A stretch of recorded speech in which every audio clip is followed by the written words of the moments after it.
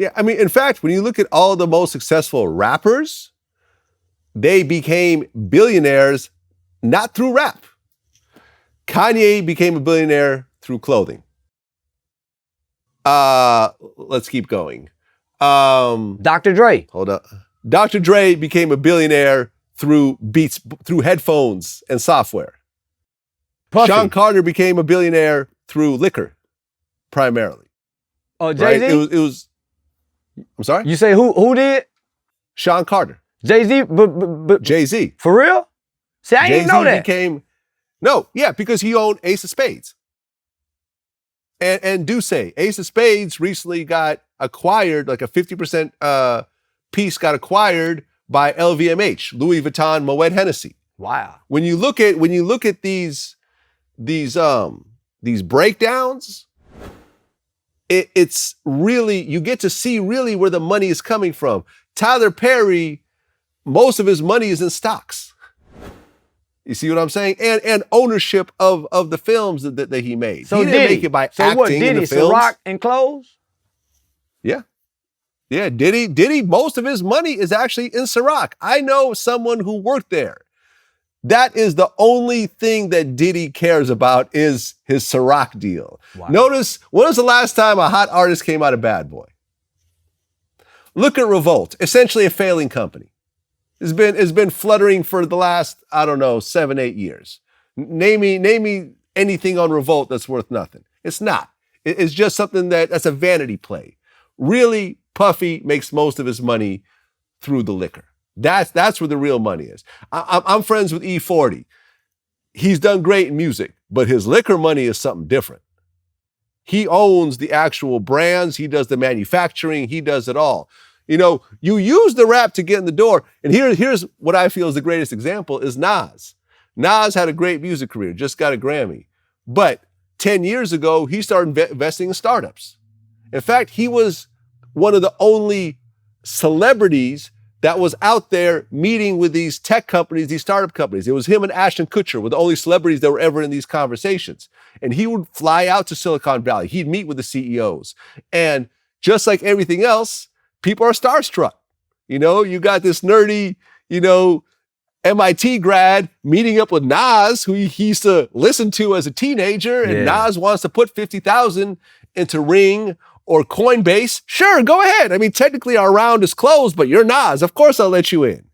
And most of his money was made when these companies blew up, went public. Coinbase went public. Ring got acquired, I think, by Amazon. Pluto TV got acquired by a different company. That's where the real cash came from. Now, the entertainment will open the doors and get you into the conversations because, I'm investing in startups too. And I've been meeting with these CEOs and they're fans of VladTV. So suddenly I got an in that other people don't have. So let me say it's this. Cool to do that. But, I just want to say this. Most of the money is not made in rap. It's not made in music. You just said something that kids got to know. It gets you through the door. Yeah. You have to, the individual, not the rapper, is left at the door. Now, when you go sit down with them people, you have to know how to talk. Mm-hmm. You got to have some kind of business sense. So they have to see something other than this gangster, dope talking rapper. So that's where the individual person comes in at. So that's who we got to know.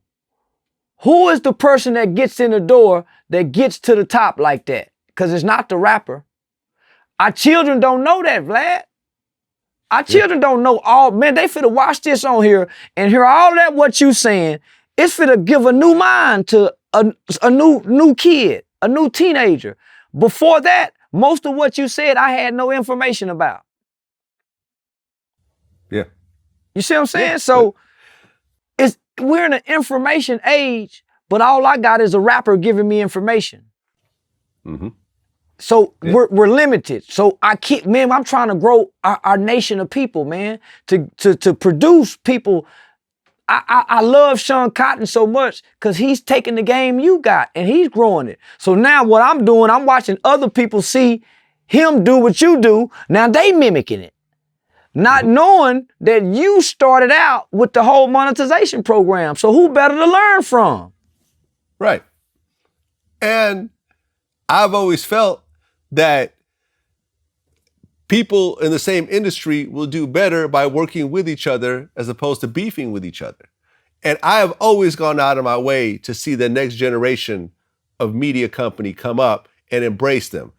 When I saw Academics coming up, I reached out to him. Me and him are still friends. Sean Cotton, interview on my platform. Adam 22, interview on my platform. I go on their platforms whenever they ask me. We all work together. We share information. We do better together. We have other media platforms that try to beef with me, that think that whatever short-term clout they get by saying, fuck Vlad, he's a culture vulture, whatever else, they're going to get a little bit of a push. And they may that particular day or that particular week, but they lose the long-term advantage of working with me. And at the end of the day, VladTV has paid its guests more than every other hip-hop platform combined. Wow. Combined. Wow. Combined. You look at every other hip-hop, every radio station, every blog. Oh, they won't tell that part, Vlad. They won't tell that part. They don't tell that part, but yet I'm the culture vulture, right? I'm the culture vulture, but you sitting here making money off your guests and not compensating. But I'm the culture vulture.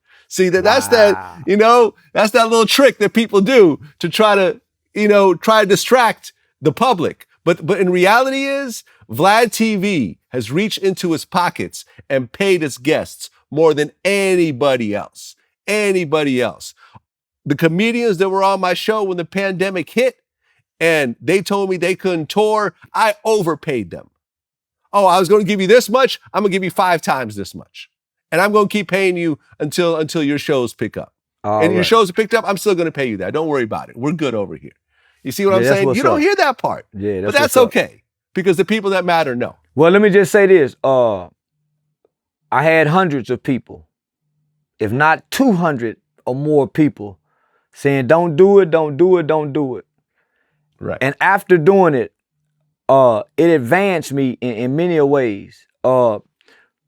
Personally, professionally, and politically. The VladTV